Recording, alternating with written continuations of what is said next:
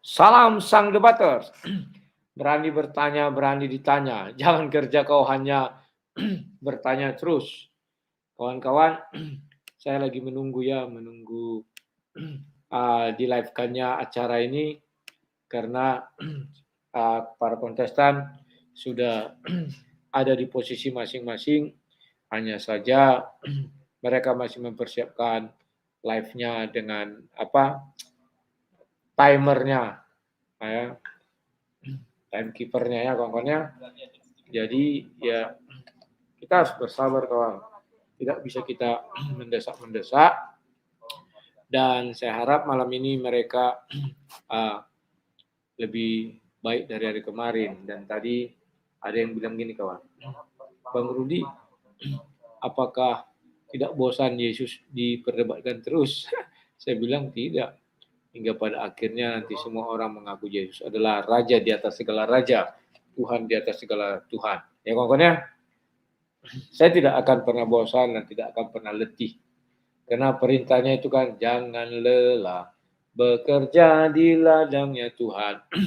Kawan-kawan, saya promo sedikit bahwa saya sudah buat satu video di channel satu lagi ya, Mari Belajar Isi Alkitab, mengenai apa saja isi doa kita jikalau kita mendoakan orang yang sudah meninggal ya. Kalian bisa buka dan tonton dan dapat ilmu pengetahuan baru. Nanti kalian setelah punya pengetahuan, kalian mau ngajak saya diskusi, ya kita buka room dan berdiskusi. Tetapi untuk malam ini saya berdebat dulu kawan-kawannya. Izinkan saya berdebat karena memang saya sang debaters ya. Kalau nggak berdebat nanti hilang sang debatersnya kawannya. Nanti Parbarita Nauli tetap ada itu di Mari Belajar Alkitab. Nah kawan-kawan, saya masih menunggu link dari mereka. Semoga cepat ya kawan-kawan. Nah ini salah Islam Media.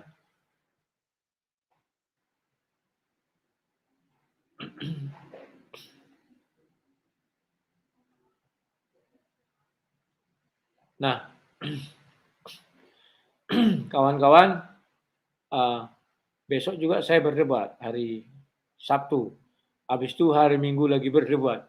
Ya, jadi banyak sekali berdebat kawan. Mereka ingin menjajal ilmu mungkinnya yang baru unyu-unyu, ya nggak apa-apa kawan. Tanpa mereka, saya juga tidak punya lawan debat atau tidak punya kawan berdiskusi ya kawan-kawan ya. Ya biarkanlah demikian adanya. Memang mereka hidup di dalam kebodohan itu suatu anugerah. Tidak apa-apa, biar kalian bisa membedakan mana yang kebodohan itu dan mana yang pintar itu bagaimana agar ada perbandingan. Ya kawan-kawan ya. Kita tunggu saja kawan, sebentar lagi ini akan mulai di Risalah Islam Media. Ya, ya tinggal tunggu sebentar lagi ya. Saya ingatkan dulu orang itu.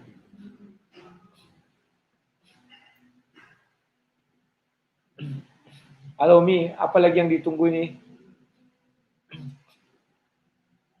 Udah siap? Oke, live kan. Di mana di live kan? Di RIM. Aku udah relay dari RIM, belum ada kulihat ini. Ya, silakan, silakan. Siap. Umi Umdin. Iya.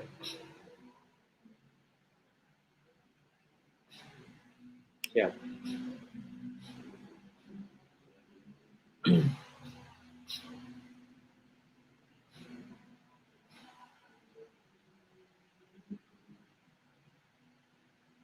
Siap, siap.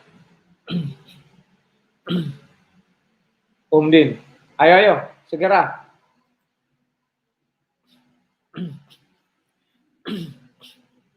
Masih berbalas pantun ya kongkonya.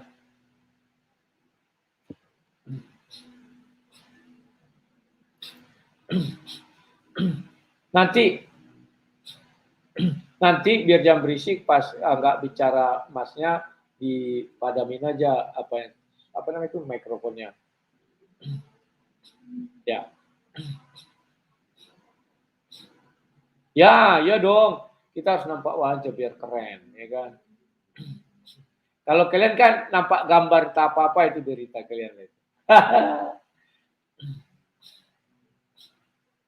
Ya, silakan. Ayo cepat langsung live-kan saja nggak apa-apa. Ya. Rim sudah Rim, live-kan Rim.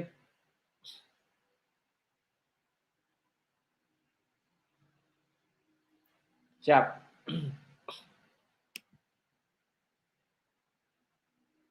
Sudah, aku sudah siap. Lanjut. Ya.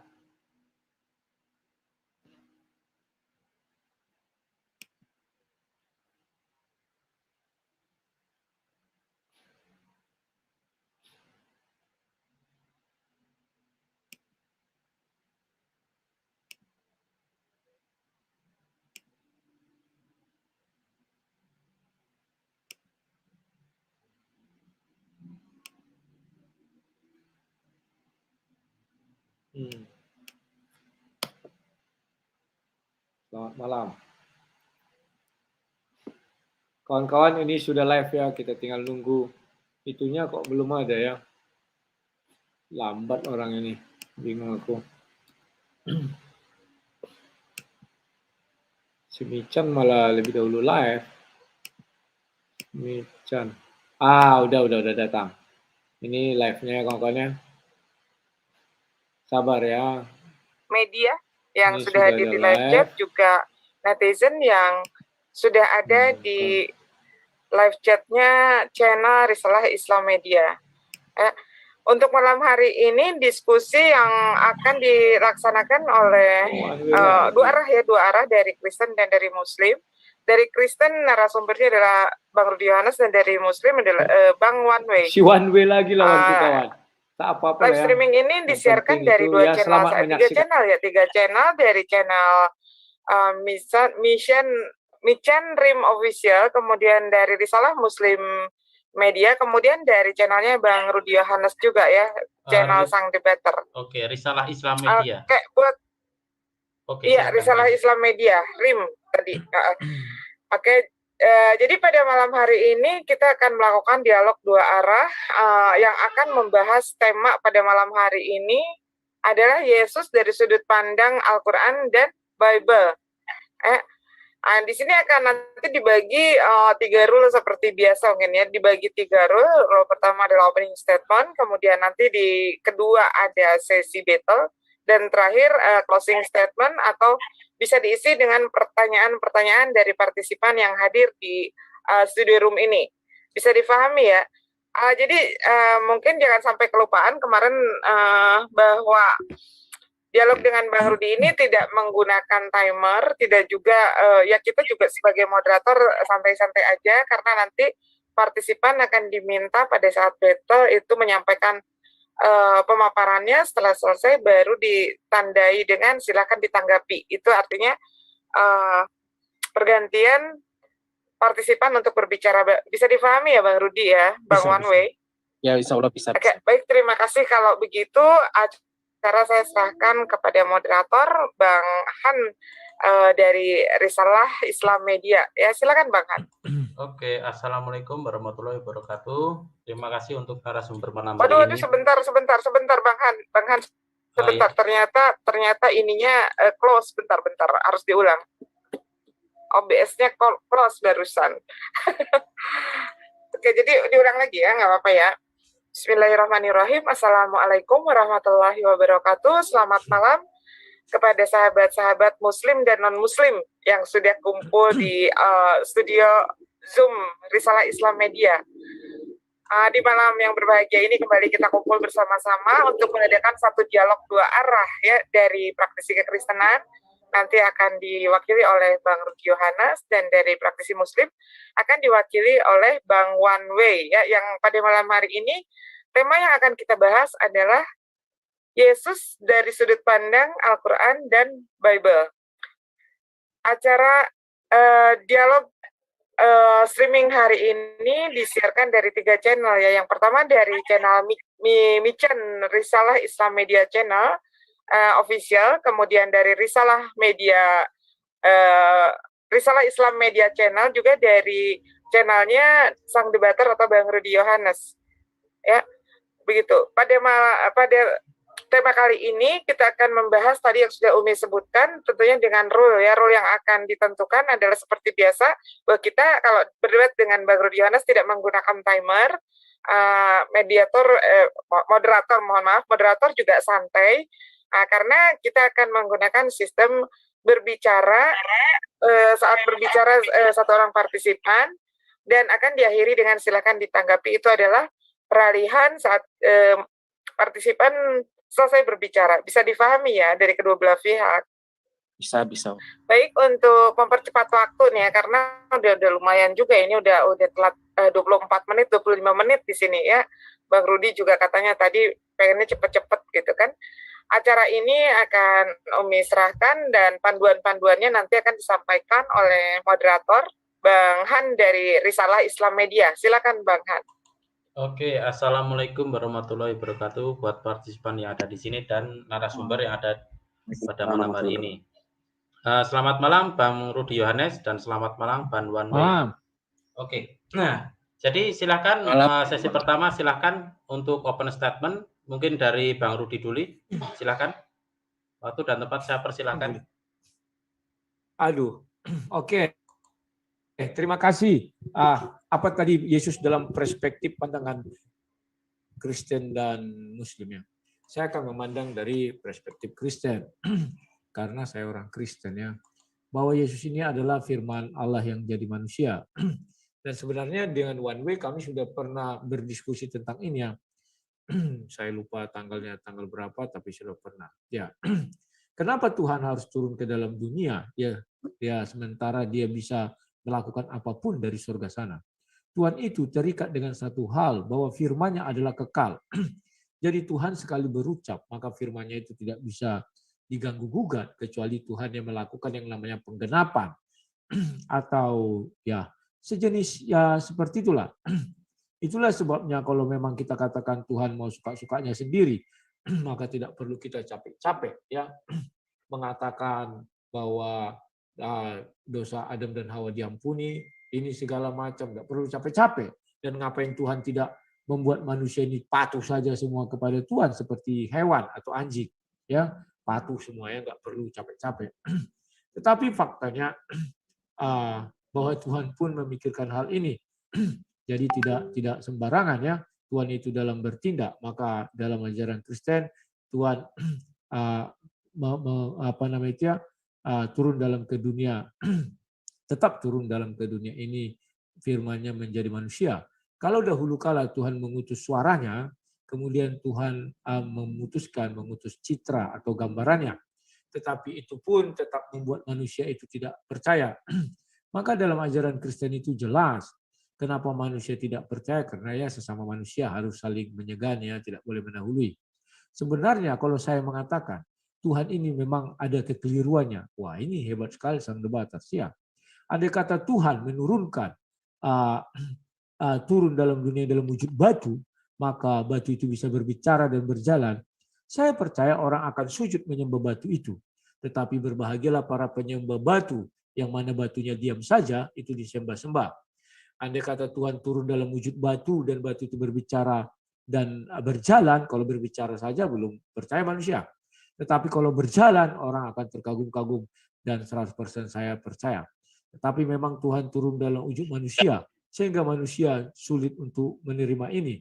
Maka yang terjadi adalah, ya Yesus jadi ada yang dibenci, ada yang membenci, dan ada yang menyukai. Yang menyukai tentu adalah pengikut Yesus, yang membenci adalah tentu tidak pengikut Yesus. Itu saja yang bisa saya sampaikan. Nanti kita lebih banyak berdiskusi. Silakan. Oke, terima kasih Bang Rudi Yohanes. Silakan untuk narasumber Muslim yaitu Bang Wanwei atau Bang Rizwan. Silakan monggo, waktu dan tempat saya persilakan. Assalamualaikum warahmatullahi wabarakatuh. Waalaikumsalam. Bismillah. Pertama-tama saya akan berdoa dulu. Wabijikni ilman, wajukni pahman. Oke, Isa Al-Masih menurut Islam apa? menurut Islam, Isa Al-Masih hanyalah utusan Allah.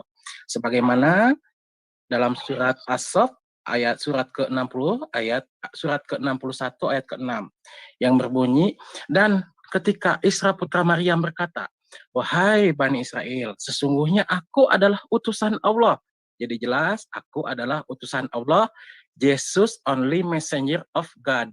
Sesungguhnya aku adalah utusan Allah kepadamu yang membenarkan kitab yang turun sebelumku, yaitu Taurat. Ya, berarti Yesus itu hanya menggenapi Taurat dan memberikan kabar gembira. Nah, artinya Injil itu apa? Kabar gembira tentang apa? Kabar gembira dengan seorang Rasul yang akan datang setelahku, yang namanya adalah Ahmad. Ahmad itu manusia terpuji. Namun ketika Rasul itu datang kepada mereka dengan membawa bukti-bukti yang nyata, mereka berkata, inilah sihir yang nyata. Itulah kebiasaan orang-orang yang ingkar kepada Allah. Lalu dalam Alkitab, kita menemukan bahwa menurut saya tidak ada dalil Yesus itu Tuhan dalam Alkitab. Yesus only messenger. Itu menurut pandangan saya. Ya, mari kita baca Yohanes pasal 5 ayat 30. Aku tidak dapat berbuat apa-apa dari diriku sendiri. Aku menghakimi sesuai dengan apa yang aku dengar, dan penghakimanku adil, sebab aku tidak menuruti kehendakku. Sebab aku tidak menghendaki kehendakku sendiri. Nah, jelas Yesus tidak menghendaki. Yesus itu hanya utusan, melainkan kehendak Dia yang mengutus aku, gitu. Lalu kita baca Lukas pasal 10 ayat 16. Barang siapa mendengarkan kamu, ya mendengarkan aku. Barang siapa menolak kamu, ya menolak aku. Dan barang siapa menolak aku, ya menolak Dia yang mengutus aku. Yesus, not God, only messenger. Lalu kita ke Markus pasal 9 ayat 37. Siapa yang menyambut seorang anak seperti ini dalam namaku, ia menyambut aku. Dan barang siapa menyambut aku, bukan aku yang disambutnya, tetapi Dia yang mengutus aku. Lalu kita baca lagi Matius pasal 10 ayat 40. Barang siapa yang menyambut kamu, ia menyambut aku. Dan barang siapa yang menyambut aku, ia menyambut Dia yang mengutus aku. Jadi jelas ya, dalam Alkitab pun Yesus itu hanyalah utusan, ya. Lalu apakah Tuhan itu? Tuhan itu adalah Tuhan itu yang menciptakan ruang dan waktu, dan Tuhan mustahil terjebak dalam ruang dan waktu. Yang terjebak dalam ruang dan waktu itu bukan Tuhan, tetapi makhluk. Sudah jelas dalam hal ini Yesus itu terjebak dalam ruang dan waktu, karena Yesus itu Tuhan. Tuhan itu mustahil bisa dilihat oleh panca indera, mustahil dalam kehidupan fana. Sebagaimana surat Al-Mulk surat ke-67 ayat ke-12. Sesungguhnya orang-orang yang takut kepada Tuhannya yang tidak terlihat. Saya ulangi lagi ya, sesungguhnya orang-orang yang takut kepada Tuhannya yang tidak terlihat, oleh mereka memperoleh ampunan dan pahala yang besar. Jadi demikian kata pembuka dari saya, sangat jelas ya, dalam Al-Quran dan Bible, menurut saya bahwa Yesus itu only messenger God. Terima kasih, saya persilahkan kepada moderator. Oke, terima kasih. Mohon maaf, ini yang share screen siapa ya? Mohon maaf, jangan mengganggu dulu ya.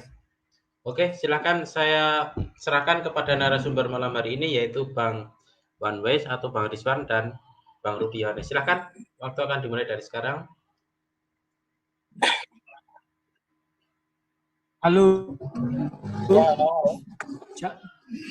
Siapa yang duluan? One Way apa saya? Iya, terserah Abang mau duluan, silakan, atau saya silakan. One Way, tolong buka surah 28 ayat 30. Surah Ayat 28.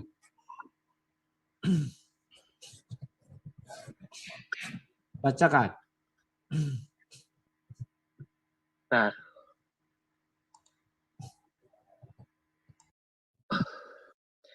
Maka ketika dia Musa sampai ke tempat api itu, dia disuruh dari arah pinggir sebelah kanan lembah dari sebatang pohon di sebidang tanah yang diberkahi. Wahai Musa, sesungguhnya aku adalah Allah, Tuhan seluruh alam.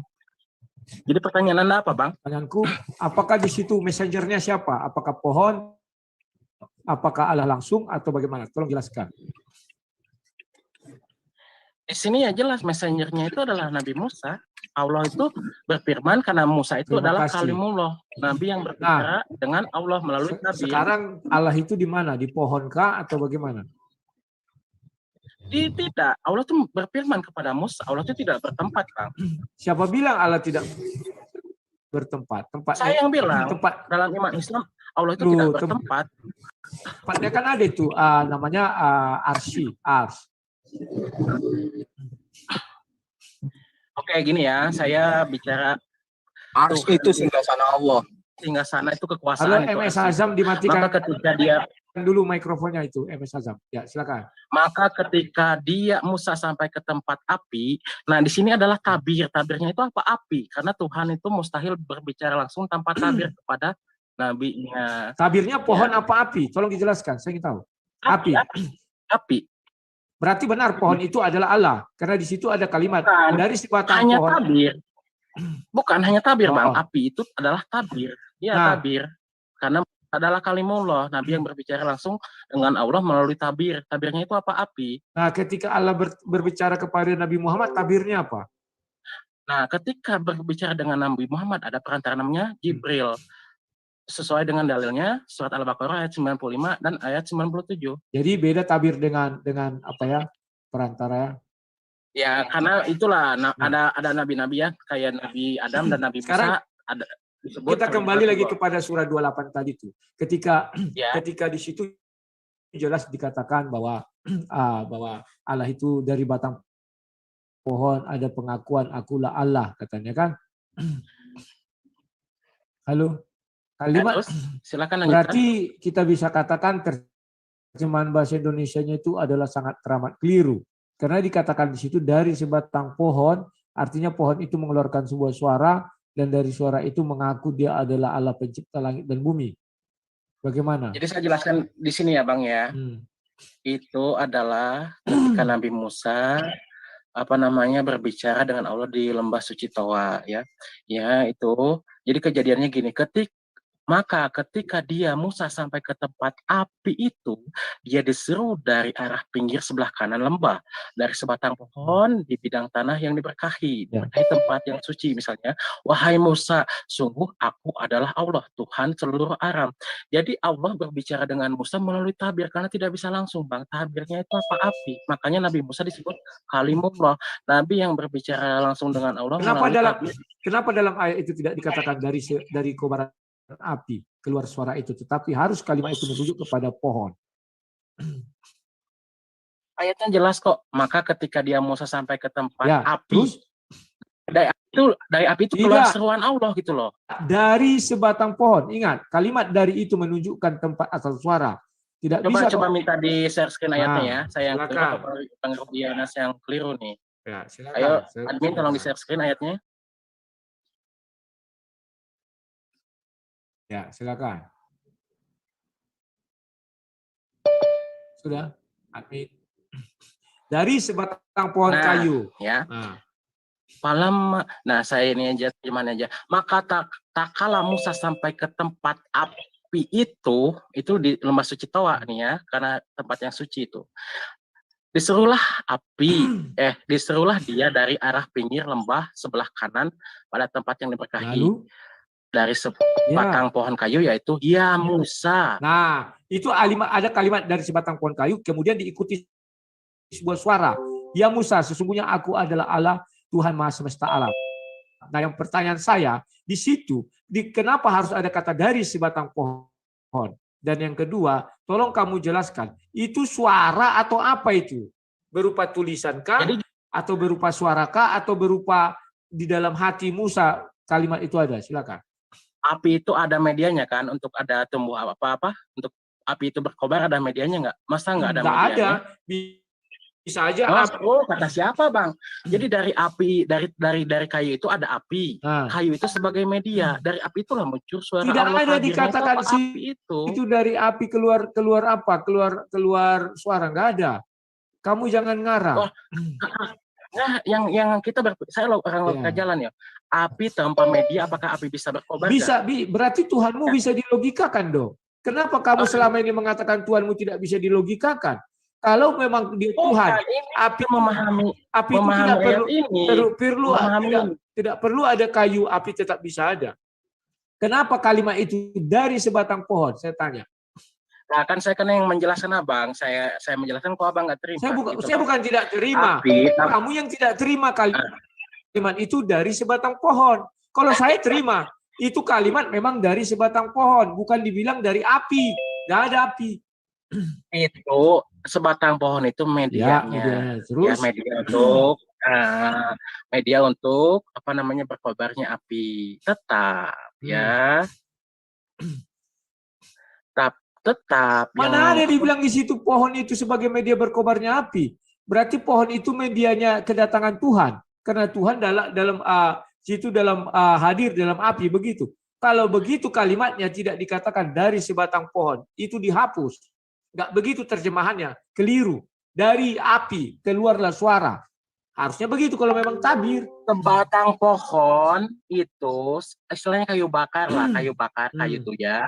Sebatang pohon itu menghasilkan Nah, api. sekarang mengapa Tuhan harus hadir dalam batang pohon itu atau dalam api itu? Tanya dulu kau. Apa nggak bisa? Tabir. Tidak bisa berbicara secara langsung, harus melalui tabir. Harus melalui tabir. Berarti Tuhan terbatas, lemah. Oh, terbatas karena Tuhan Maha Besar. Musa aja mau melihat Tuhan tidak bisa, tidak sanggup pingsan. Melihat Tuhan memang tidak bisa. Ya, tidak bisa. Pingsan lah. Tetapi apa nggak bisa Tuhan berbicara langsung? Nggak harus melalui tabir. Itu medianya itu apa? Itulah api sama kayu bakar itu medianya gitu loh. Medianya kamu bilang apa ini? Ada 8 juta. Itu ya api itu dengan kayu bakar itu. Oh, jadi berarti Tuhanmu memang tidak maha. Kalau berbicara harus ada tabir. Tidak bisa berbicara langsung. Nah, di balik tabir api itulah berbicara langsung. Justru karena Tuhan Maha Besar tidak bisa, tidak sanggup kita ya. Kita itu kenapa kita sebetulnya ya? Sebenarnya Tuhanmu itu badannya yang besar atau apanya? Aku bingung ini. Tuhan tidak berbentuk dan tidak bertempat. Saya tidak bisa mengatakan seperti kan tidak berbentuk dan tidak bertempat. Arsy itu kan tempat itu. Ini saya jelaskan kepada Anda ya. Ya, surat Hud ayat 7. Ya, singgasana Allah di atas. Arsy itu terbuat dari air. Itu surat Hud ayat 7. Arsy bukan terbuat dari air. Arsy di atas air. Jangan disalah-salahkan. Ya. Surat Hud ayat 7, arsy itu di atas air. Tahan dulu ya di sini ya. Lalu surat An-Nur ayat 45, segala makhluk hidup ya maupun yang melata atau berkaki dua diciptakan dari air. Tahan dulu ya. Tahan. Lalu surat Al-Anbiya ayat 30. Dan dari air kami jadikan segala sesuatu yang hidup. Jadi hakikat air adalah kehidupan. Tahan. Ya, hakikat air adalah kehidupan. Jika kekuasaan Allah di atas air, bukan di atas air yang kita minum, itu hakikat. Apa itu? Kekuasaan Allah berada di atas kehidupan segala makhluk ciptaannya. Begitu loh Bang. Oh, begitu. Oke. Coba buka ayat lain di mana dikatakan bahwa tahta itu dipangku oleh 8 malaikat. Silakan. Coba mana ayatnya coba? Coba Bang ini kan. Sebentar aku cari. Masa kamu nggak tahu itu mengenai itu? Bentar ya. Sebentar, bahwa itu arsy itu sebentar dipangku oleh 8 orang malaikat. Mana ini Al-Qur'an? Sebentar, ya. Bentar ya. 8. Kamu nggak pernah dengar ayat itu? Ya udah tampilkan aja. 69 ayat 17. Surah 69 ayat 17.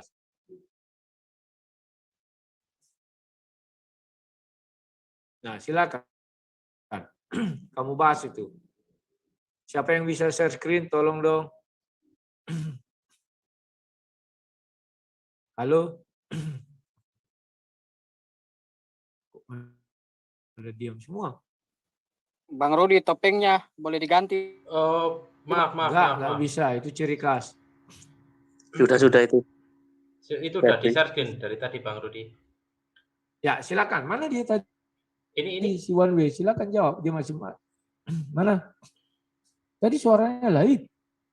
Okay. One Way itu lagi mikrofonnya mati tuh, dia lagi menerima telepon.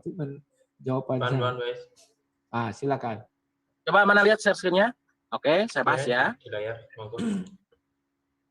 Dan para malaikat berada di berbagai penjuru langit. Pada hari itu 8 malaikat menjunjung arsy singgasana kekuasaan. Ya, jadi memang kekuasaan Tuhan itu di atas malaikat.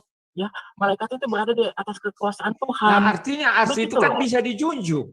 Kalimat di sana menjunjung. Metafora, Bang. Ayat Al-Quran itu tidak flat gitu. Ada ayat metafora. Jadi bukti bahwa malaikat itu berada di atas kekuasaan Allah. Singgasananya saja istilahnya metafora dijunjung sama malaikat. Berarti malaikat itu berada di kekuasaan Allah begitu. Hanya Sekarang manusia. ars itu di atas air apa di atas langit? Yang jelas dong. Kan saya bilang tadi air di sini itu bukan kita lihat, kan sudah saya jelaskan kenapa berputar lagi. Bukan air seperti yang air minum itu. Berarti langit di situ apa juga? Kiasan atau bagaimana? Di atas langit. Ya bukan kiasan. Berarti sesungguhnya. Ya, Berarti sesungguhnya. ya iya betul Nah, sesungguhnya. Di atas Kalau kamu kekuasaan, di bilang atas- di atas kalau kamu kekuasaan. bilang sesungguhnya, ya berarti Allahmu tidak lebih besar dari langit dong.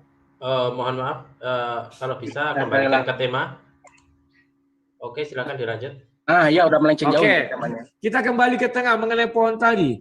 Iya. Berarti Ini Bang, keinginan, temanya mengenai Yesus, Bang. ya nanti kan ke sana. Silakan. Berarti kehadiran Tuhan dalam ujung pohon, dari sebatang pohon itu lebih kamu akui daripada Tuhan hadir. Contohnya kalau dalam ajaran kami, Tuhan datang ke dunia menjadi manusia. Mana kamu pilih? Tuhan hadir dalam kehadirannya tabirnya pohon atau tabirnya manusia? Apakah Tuhanmu bisa membuat manusia jadi tabirnya? Silakan. Jadi begini, sekali lagi saya bilang, Tuhan itu yang menciptakan ruang dan Ya. ruang dan waktu itu yang menciptakan Tuhan. Dan Tuhan mustahil terjebak dalam ruang dan waktu. Betul nggak? Setuju nggak? Apakah mungkin Tuhan terjebak dalam makhluk ciptaannya sendiri? Betul nggak? Setuju nggak, Mas Ubi? Tadi api itu gimana itu Tunggu dulu, api? jangan dulu dipotong. Jangan dulu dipotong. Mustahil Tuhan terjebak dalam ciptaannya sendiri. Sementara Yesus itu terjebak dalam ruang dan waktu karena Yesus itu berwujud terlahir sebagai Isa putra Maryam. Isa Nah, anak saya Maryam. tidak- Jangan dulu dipotong. Kalau kita ke Saya- api, tolong. Biar Jangan kita lupa jangan potong. melebar, saya tidak tanya. Kamu menyetujui nggak? Menurutmu Tuhanmu maha kuasa nggak menjadikan tabir dia untuk hadir di dunia ini dalam wujud manusia atau dalam wujud api atau dalam wujud pohon? Mana yang kamu pilih? Tuhan terjebak dalam ruang dan waktu, Tuhan terjebak dalam ciptaannya sendiri. Bukti Tuhan lemah, tidak maha kuasa. Saya bilang kan tabir. Berarti kamu bilang ketika di dalam Yesus api itu dia bukan tabir. Yesus itu bukan tabir. Itu hanya Saya- sementara digunakannya. memang Tuhan tidak bisa menjadikan manusia tabirnya. Kenapa pohon bisa? Kamu lucu. Itu kan sementara. Ya, Hanya firman pada saat itu. manusia juga sementara, Bu. 30 tahun. Manusia juga sementara. Maksudnya pada saat itu saja. Kamu tahu pohon itu 30 tahun atau 100 tahun. Kamu kan tidak tahu. Pohon itu umurnya panjang. Gini loh Bang, ini seru nih ya. Ya. Pohon itu hanya dipakai sementara saja. Mana Covid namanya ya. ayatnya yang Makanya dalam- mengatakan pohon itu dipakai sementara? Tunjukkan dalilnya pohon itu Ya, dipakai. cuma itu kan. Musa Allah berfirman kepada Musa hanya di ayat itu kan? Ada Jadi ayat lainnya? menurut Ada ayat jadi lainnya? menurutmu Allah hanya berfirman satu kali kepada Musa. Ya pertama satu kali kalau melalui tabir api itu. Siapa bilang satu kali? Ayatnya saja situ lebih dari satu kali. Memang Musa Mana satu coba? kali. Coba tampilkan ayatnya biar saya jelaskan di sini. Ya bacakan saja surah 28 ayat 30, 31, 32. Ya kan itu kejadiannya satu kali pada saat gini loh ya, pada saat di lemah suci Toa. Kenapa Musa disuruh mengeluarkan terompahnya itu kan? Jangan Nih, tambah-tambahin, saya- nggak ada situ terompah, nggak ada situ terompah. Abang dengarkan saja. Kalau saya salah saya bertanggung jawab. Mana? Ada Musa disuruh mengeluarkan terompah atau Ya, silakan buka terompah. Kita harus jelas-jelas sekarang ini. Kalau kalian diberi kebebasan begitu, saya nggak bisa diapakan, dibohong-bohongi loh. Silakan. Mana terompah?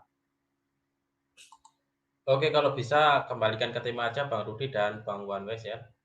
Kan temanya apa tadi? Nah. Sudah disetujui apa tadi? Coba. Masih ingat nggak sama tema? Ya, mengenai Yesus dalam perspektif Islam dan Iya, perspektif mengenai Kristen. sosok Yesus menurut perspektif Islam dan Kristen. Silakan dilanjut. Ya. Kalau bisa jangan keluar dari tema. Oke, silakan. Ya, saya nggak keluar, makanya harus dia jelaskan mana lebih dia setuju. Tabir itu berupa pohon atau berupa manusia. Silakan. Kalau berupa pohon aja bisa, kenapa berupa manusia nggak bisa? Masa Tuhan kita batas-batasi? di sini ya, Mas Rudi ya, kita kembali ke tema atau kita berbicara surat Al-Qasas itu tentang Musa berbicara di lemah Kita masih kembali ke tema ini. Makanya aku ingin mengingatkan sama kau. Mana lebih kau pilih? Tuhan itu menjadikan pohon itu tabirnya, apa manusia jadi tabirnya? Bisa enggak? kekuasaan Tuhan yang kamu sembah itu menjadikan tabirnya itu apa saja yang dia inginkan. Silakan. Lalu saya bertanya, emang menurut Mas Rudi Yesus itu apa? Firman Tuhan begitu. Yesus itu Kalau kamu Yesus- tanya saya, kalau Mhm. saya jelas, Yohanes 1 ayat 14, Yesus itu Ya. adalah firman Allah yang menjadi manusia. Kalau dulu Tuhan berfirman melalui tiang awan, tiang api, semak duri. Sekarang Tuhan kami serba maha. Melalui tiang awan, tiang api saja dia bisa. Sekarang melalui Yesus pun dia bisa. Begini loh ya Mas Rudi ya, itu kan ucapan siapa? Ucapan Yohanes. Kalau saya itu kan pengikut Nabi Yesus, saya berpegang pada ucapan Nabi Yesus. Apa kata Mau Nabi Yesus? apapun kau bilang, mau ucapan siapapun Dengar dulu. itu. Kalau di Dengar dalam dulu. kitab suci kami kau tidak bisa merongrongnya. Dengar dulu. Baca Yohanes pasal 17 ayat 8. Sebab segala firman yang engkau sampaikan, berarti ada yang menyampaikan firman. Carikan Berarti saya pada satu Tuhan ayat Bapa menyampaikan firman kepada Yesus. Carikan saya satu ayat. Mana? Pasal 17 ayat 8. Coba buka tolong Ya, moderator. itu kan ucapannya. Sekarang carikan bukti Yesus menerima firman di dalam dunia dari Bapa. Silakan. Nah, ini bukti ayatnya itu ayatnya jelas. Iya, carikan mana peristiwanya. Berarti ayat ini bohong dong. Kalau itu Nah, tidak ayat itu menjelaskan bahwa Yesus menerima firman itu di waktu di sorga. Makanya dia bilang, aku menerima semua di dalam sorga. Ya, aku berasal dari sorga. Tidak lagi. begitu. Tidak lagi. Yesus tidak lagi menerima firman dalam dunia, sebab dia membawa firman itu dari sorga karena dia adalah firman itu sendiri. Udah beres. Udah. Jangan lupa jawab dulu tadi. Apakah Tuhan yang kamu sembah bisa menggunakan tabir itu berupa pohon dan bisa berupa manusia atau hanya pohon doang? Silakan. Pertama saya menjelaskan tadi kata siapa, kata Yohanes kan Yesus itu firman yang berwujud manusia itu kata Yohanes, sementara saya berpegang pada ucapan Yesus. Yohanes pasal 17 ayat 8. Sebab segala firman yang engkau sampaikan kepadaku, berarti Yesus mendapatkan firman dari Tuhan. Sebab hanya penyampai firman ya. Sebab segala firman yang engkau sampaikan kepadaku telah kusampaikan kepada mereka. Jadi Yesus itu ketika menerima firman lalu sampaikan lagi kepada mereka murid-muridnya. Telah kusampaikan kepada mereka dan mereka telah menerimanya. Mereka tahu benar-benar bahwa aku datang daripadamu. Dan itu dia. Bahwa engkaulah yang Itu mengutus aku. Iya benar. Karena Yesus tidak ada menerima firman di dalam dunia. Tetapi Yesus itu adalah firman yang datang dari Tuhan dari Bapa di sorga menjadi manusia. Itulah katanya segala firman yang kau berikan. Dia bawa dari sorga firman itu. Karena dia itu firman itu sendiri. Tidak ada di dalam Bible itu satu ayat pun Bapa menyampaikan firman kepada Yesus. Bahkan ketika dibaptis, bukan kepada Yesus dikatakan firman itu kepada semua orang yang hadir. Inilah anak yang kukasihi, kepadanya lah aku berkenan. Jadi Yesus tidak ada menyampaikan kepada orang, tetapi Bapa langsung. Itu kan menurut Anda. Saya berpegang pada ucapan Nabi Yesus. Sebab segala firman yang engkau sampaikan kepadaku telah kusampaikan. Itu kan? kamu lucu. Firman, itu menurut Anda. Ya, jelaslah menurut saya karena saya mengimani itu. Kamu kan tidak beriman kepada ayat itu. Saya kan Alkitabiah. Kamu justru karena Alkitabiah kan sudah kamu baca tadi kelanjutannya. Saya itu Alkitabiah baca Yohanes, makanya jangan perlu dipotong. Yohanes 17. Saya tidak potong. Sudah kamu bacakan bahwa apa dibilang? Sampaikan kepada coba share screen. Ya sudah. Pasal 17. Kan sudah kamu baca ayat berikutnya. Ayat berikutnya apa? Dulu share screen biar jelas share screen. Ya, jelaskan. Tolong admin di share screen. Oke, Pak Boy. Tolong di share screen, Pak Boy. Pak Boy. Yohanes pasal 17 ayat 8. Pak Boy. Ayat berapa saya Yohanes pasal 17 ayat 8. Yesaya berapa? Yohanes pasal 17 ayat 8.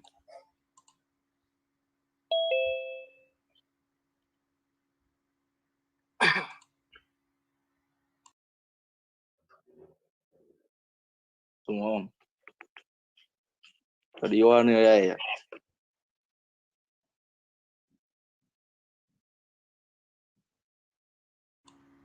Tolong untuk partisipan jangan ngomong dulu ya. Nanti ada sesi partisipan bertanya kepada narasumber. Oke? Nah, Sebab, ini diam dulu ya, biar Hmm. saya bacakan Mas ya. Sebab segala firman yang telah engkau sampaikan. Jadi, Yesus dapat firman dari Bapa. Sebab segala firman yang engkau sampaikan kepadaku telah kusampaikan. Yesus hanya penyampai firman. Yesus not God only messenger. Telah aku sampaikan kepada mereka dan mereka telah menerimanya. Mereka tahu benar bahwa aku datang daripadamu. Ya, dan mereka percaya bahwa engkaulah yang telah mengutus aku. Yesus 100% messenger, not God. Silahkan Mang Rudi berpegang pada ayat apa yang dikatakan Yohanes karena saya pengikut Nabi Yesus. Dalam ayat ini jelas Nabi Yesus hanya penyampai firman atau nabi. Sudah. Tadi apa yang kamu ucapkan selanjutnya? Ayat itu apa situ saja berhenti? Kan tidak. Ya, Bacakan. Kamu bacalah ayat selanjutnya. Ada jelas dikatakan, aku tidak berasal dari dunia ini. Mereka bukan dari dunia, sama seperti aku bukan dari dunia ini. Sekarang aku tanya kau, Yesus berasal dari mana? Yesus itu semua manusia, bukan hanya Nabi Ya. Yesus ya, semua manusia itu berasal dari Tuhan. Sebelum diciptakan ada masuknya alam ruh. Saya baca surat Al-Insan boleh? Nah, udahlah. Tunggu dulu. Kamu sekarang bicara tentang Yesus yang di Yohanes. Maka kamu harus mencari di Bible itu ayat yang mengatakan semua manusia berasal dari Bapa di sorga. Silakan cari ayatnya. Jangan kau silang kepada kitab sucimu, nggak bisa. Ya, saya tanya, kalau menurut Anda manusia itu berasal dari siapa? Manusia Katakan berasal sendiri dari begitu. sperma bapaknya dan sel telur ibunya. Karena itu sudah digariskan Tuhan di Kejadian 1 ayat 28 bahwa mereka tidak lagi menjadi dua melainkan satu. Di Kejadian 2 sudah dijelaskan, dan Kejadian 3 setelah mereka dihukum, mereka adalah hasil perhubungan badan. Memang di Ayub dikatakan, di dalam rahim ibuku engkau menjalin aku. Kalimat itu bukan berarti tangan Tuhan dalam rahim ibunya terus menjalin gini. Tidak. Artinya ada proses pertemuan sel telur dan sperma, menjadilah dia seorang anak. Tidak ada berasal dari Tuhan lagi manusia. Oh, jadi manusia bukan ciptaan Tuhan. Bedakan ciptaan dengan berasal. Kalau ciptaan betul, berfirmanlah Allah jadilah daratan. Tetapi Yesus firman menjadi. Kalau berfirmanlah Allah, artinya Allah mengeluarkan dulu suara, baru jadi. Kalau firman menjadi, tidak perlu Allah mengeluarkan suara dulu, tetapi segala firman itu menjadi manusia. Sekarang aku tanya kau, jangan lari dulu. Mau kau jelaskan kepadaku pertanyaanku tadi? Menurutmu, apakah Tuhan yang kamu sembah hanya bisa hadir ke dalam dunia ini melalui tabir api? Mana kamu pilih, melalui tabir api atau melalui tabir manusia? Silakan. Perasaan pertanyaan Anda itu sudah yang saya mana? jawab. Silakan jawab. Ya, makanya sudah saya jawab, tetapi Bang Rudi ini bertanya-tanya terus ya. Jawabnya jadi, apa? Ya, sudah saya jawabkan. Jawabnya, nabimu Allah berfirman melalui tabir kepada Nabi Musa hanya sekali.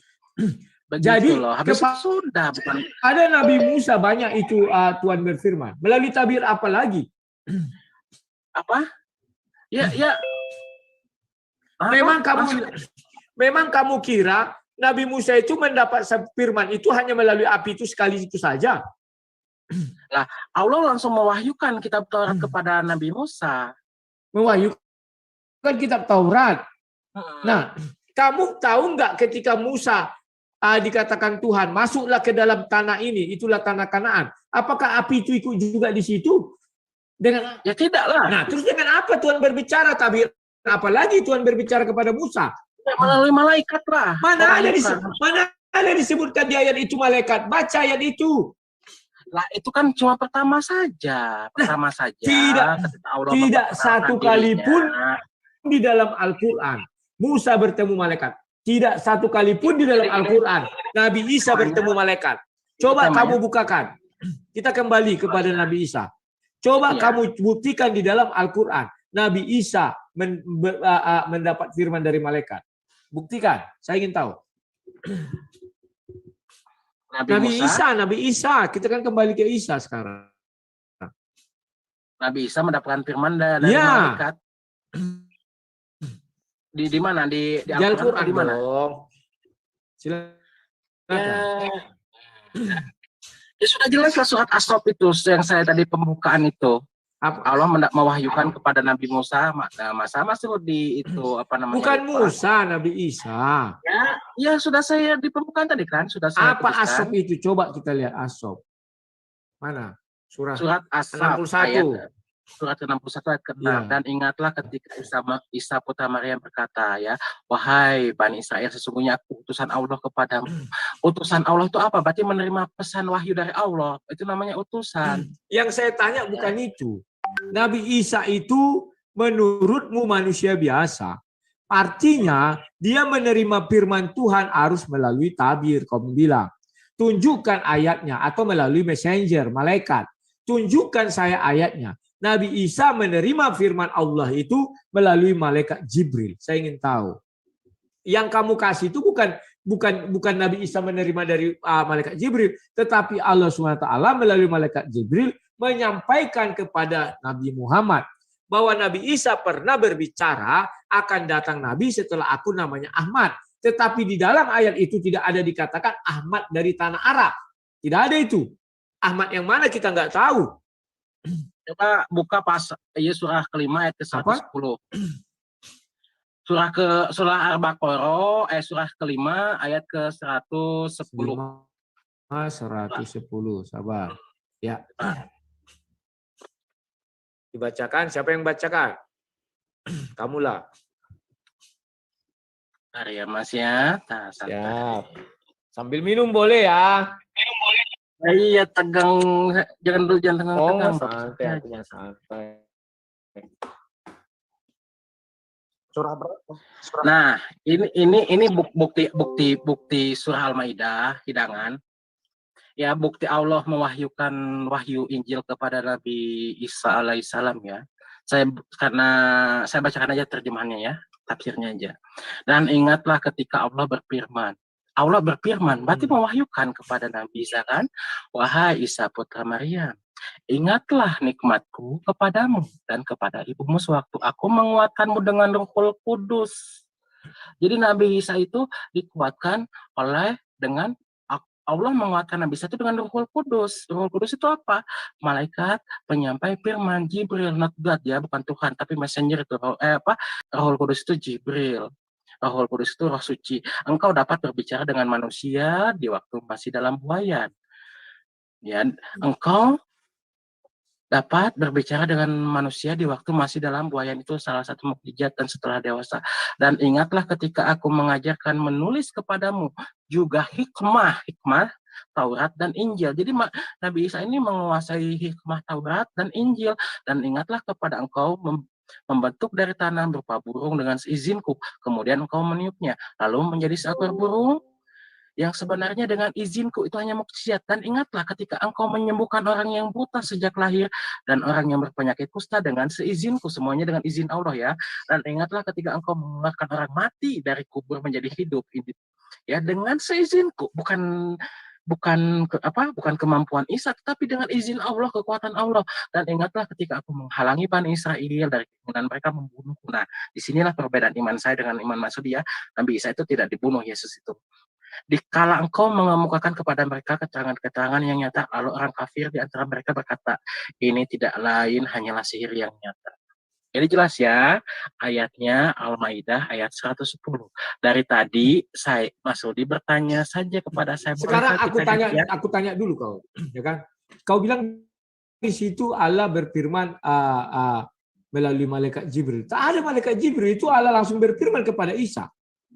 Makanya kalau saya bicara itu Mas Rudi dengarkan baik-baik. Tidak ada. Tetapi yang melalui malaikat Jibril itu kepada Maryam ibunya. Nah, tidak ada. Itu Allah berfirman langsung. Makanya aku bilang melalui tabir apa? Yang aku tanya melalui tabir apa? Ini ya. Dan ingatlah ketika Allah berfirman, wahai Isa putra Maryam, ingatlah nikmatku kepadamu dan kepada ibumu sewaktu aku menguatkanmu dengan Rohul Kudus. Jadi Nabi Isa itu dikuatkan dengan Rohul Kudus, dengan malaikat Jibril, gitu loh. Dikuatkan itu malaikat Jibril selalu dengan Nabi Isa. Jangan keliru bahwa dikuatkan tidak harus dia Jibril menyampaikan firman, tidak. Dikuatkan itu misalnya ada musuh-musuhnya, dalam Nabi Isa ada Roh Kudus sehingga bisa melawan, atau di samping kiri kanannya dikuatkan. Tidak ada dibilang berfirman itu dikuatkan, tidak. Sekarang aku mau tanya kau, itu di Injil apa tertulis? Saya ingin tahu. Untuk membuktikan keaslian ayat itu, di Injil apa tertulis? Injil apa maksudnya gimana? Tertulis di Injil Loh, mana? ini kan firman Allah kepada Nabi Isa itu kan tertera di Injil. Ya, firman Allah kepada Nabi Isa tertera di Injil. Ya Injil apa? Saya ingin tahu. Injilnya itu ya Injil itu apa coba? Kabar gembira tentang pengajaran Isa Ya, kan? Injil apa? Apakah Injil itu sudah dibukukan atau belum? Ya, Injil itu terangkat ke langit sebagaimana Nabi Isa terangkat ke langit yang Mantap. ada. Nah, itu iman Ya. saya. Injil, Imanmu masih keliru. Kau muslim tapi tidak jangan tahu. menyimpulkan. Bahaya, Loh, jangan menyimpulkan. Buka Sahih Bukhari 3. Di sana dikatakan yang Injil itu sudah ditulis oleh Waraka bin Naufal. Kamu keliru, saya bilang. Bukan salah, keliru. Saya berbicara Al-Quran ada. Berarti hadis itu tidak benar. Dengar dulu, makanya pengajaran Isa itu memang ada yang menulis ya. Tetapi kan ada yang mengkanonnya, ada yang tidak, ya kan? Ya, hanya kaisar ya. Sementara kan bukti Nabi Isa mempunyai mukjizat menghidupkan orang mati. Ini kan ada juga di Injil kan, tapi tidak dikanon. Injil apa? Injil apa? Ya, tidak dikanon oleh Kaisar Konstantin lah. Banyak loh Injil itu. Bukan Kaisar Konstantin. Fakta di dalam ilmu Islam, fakta di dalam ajaran Islam, Injil tidak pernah disentuh oleh Kaisar Konstantin. Injil Nabi Isa itu hanya ditulis oleh Waraka bin Naufal dalam bahasa Ibrani dan dalam bahasa Arab. Kamu sebagai Muslim tidak tahu itu, kamu keliru sekali. Keterlaluan kau. Pengajaran Nabi Isa sudah dituliskan ya, lalu disebarkan oleh murid-muridnya. Siapa bilang begitu? Tidak ada. Ya, saya. Di dalam ajaran Islam tidak ada satu ayat pun atau satu hadis pun mengatakan itu disebarkan, tetapi satu hadis mengatakan sudah dibukukan di dalam surah Sahih Bukhari ayat 3. Surat ayat 3 ya, bukan surah, ayat 3. Buka Sahih Bukhari 3 dan 6467 biar kau tahu. Surat 3 itu dalam bahasa Ibrani, 6467 itu di dalam bahasa Arab.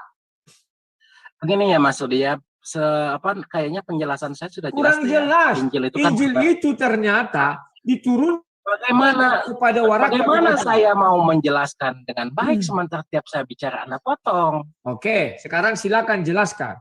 Kutunggu. Nah begitu dong. Injil itu adalah artinya kabar gembira. Kabar gembira akan bahwa Nabi Isa menyampaikan kabar gembira, berarti Injil.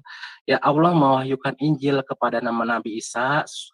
Surahnya jelaskan, surah Al-Maidah ayat 110. Lalu manakah Injil yang benar dan Injil yang tidak benar? Injil yang benar adalah pengajaran yang langsung keluar menurutnya dari Nabi Isa sendiri. Itu ya. Lalu di manakah Injil-Injil yang benar? Kita kesulitan mendapatkan ini. Kenapa? Karena tidak ada manuskrip Injil zaman Yesus yang ditulis sejaman. Sedangkan gospel kanonik yang ada sekarang, yang dikanon itu 80 tahun.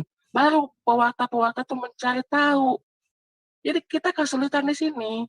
Karena betul kata Allah, hanya Al-Quran lah yang dijaga kemurniannya oleh Allah. Itu Injil gospel kanonik itu